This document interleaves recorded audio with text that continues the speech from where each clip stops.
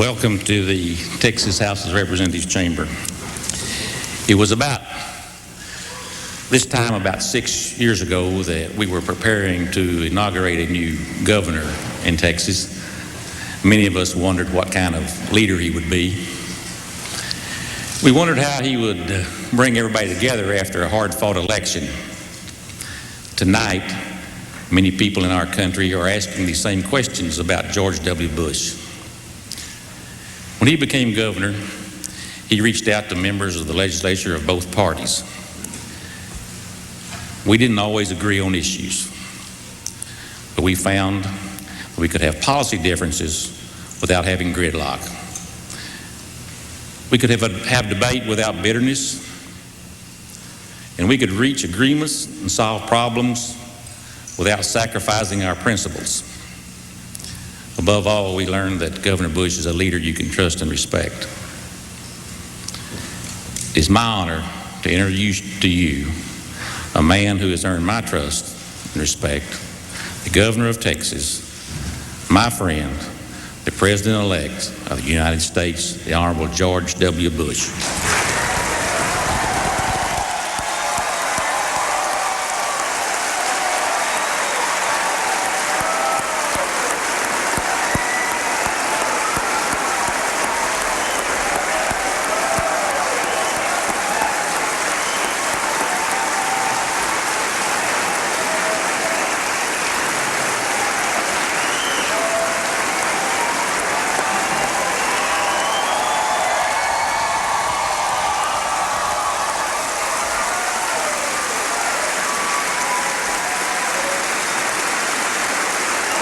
Thank you all.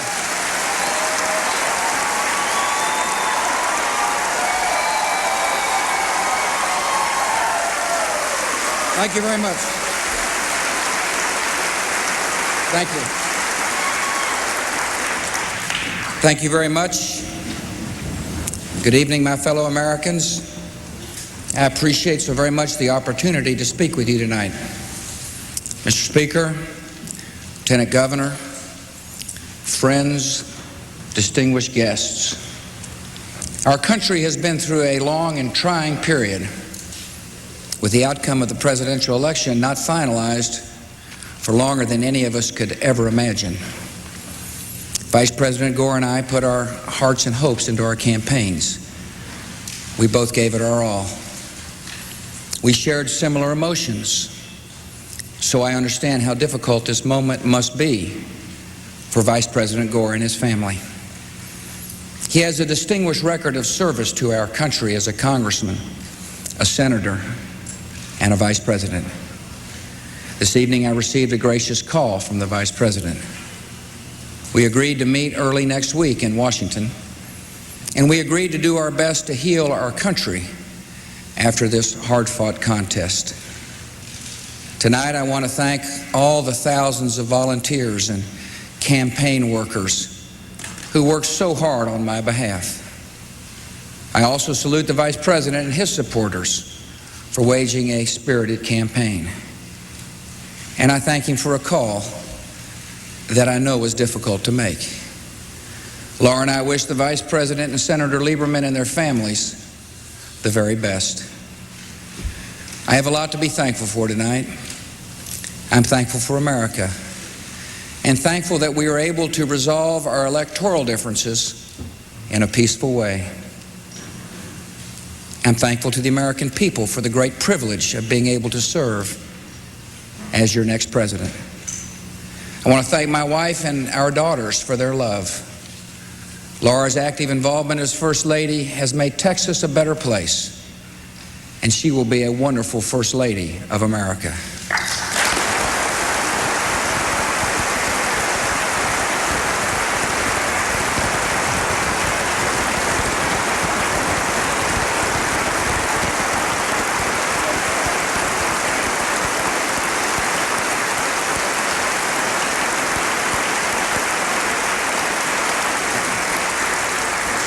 I am proud to have Dick Cheney by my side, and America will be proud to have him as our next vice president.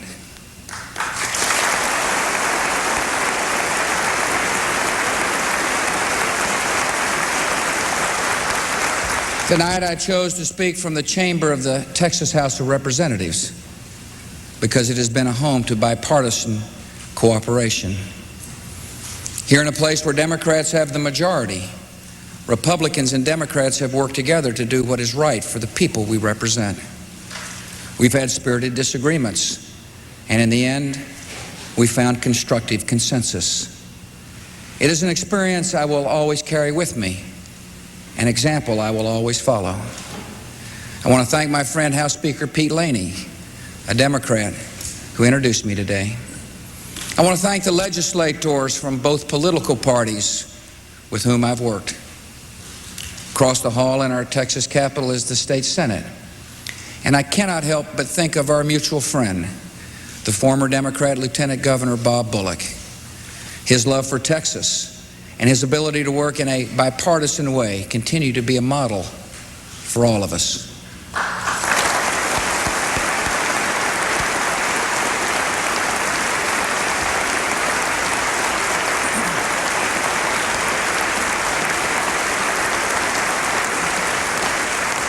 The spirit of cooperation I have seen in this hall is what is needed in Washington, D.C.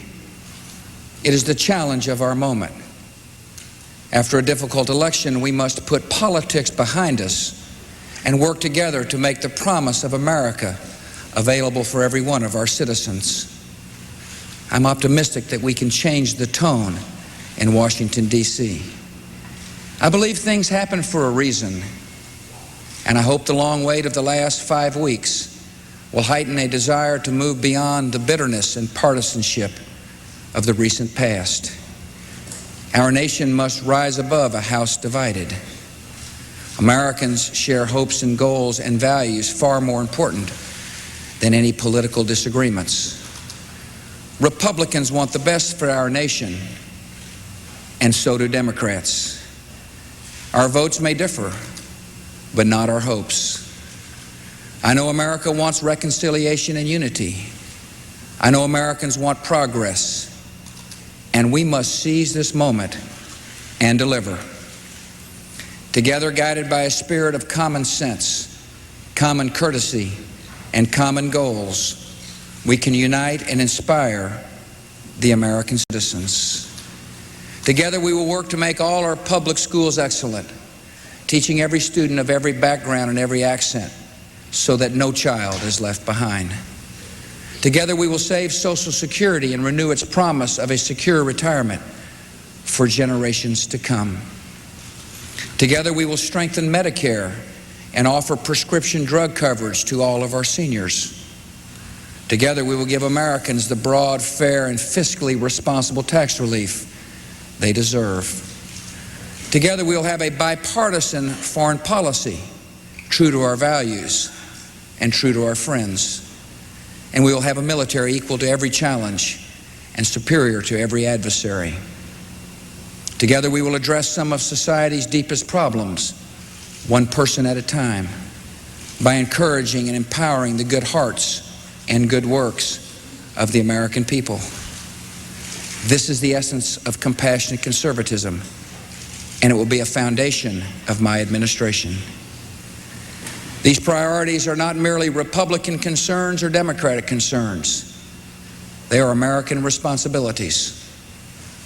During the fall campaign, we differed about the details of these proposals, but there was remarkable consensus about the important issues before us: excellent schools, retirement and health security, tax relief, a strong military, a more civil society.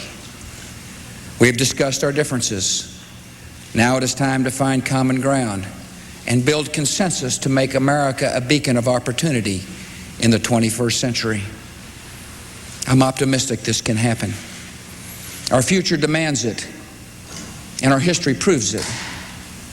200 years ago, in the election of 1800, America faced another close presidential election. A tie in the Electoral College put the outcome into the hands of Congress. After 6 days of voting and 36 ballots, the House of Representatives elected Thomas Jefferson, the third President of the United States.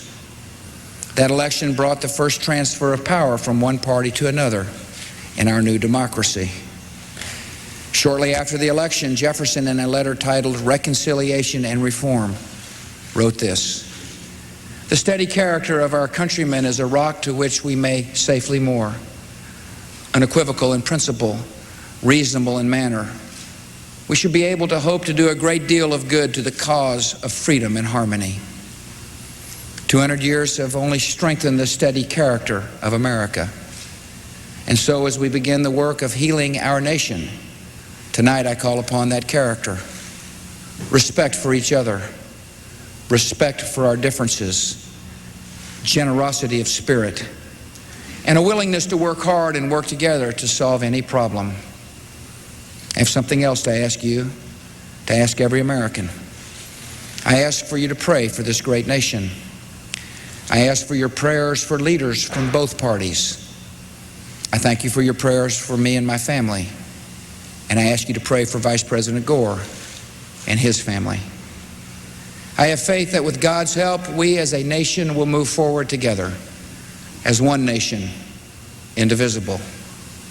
And together we will create an America that is open, so every citizen has access to the American dream. An America that is educated, so every child has the keys to realize that dream. And an America that is united in our diversity and our shared American values that are larger than race or party. I was not elected to serve one party, but to serve one nation. The President of the United States is the President of every single American, of every race and every background. Whether you voted for me or not, I will do my best to serve your interests, and I will work to earn your respect. I will be guided by President Jefferson's sense of purpose, to stand for principle, to be reasonable in manner, and above all, to do great good for the cause of freedom and harmony. The presidency is more than an honor. It is more than an office.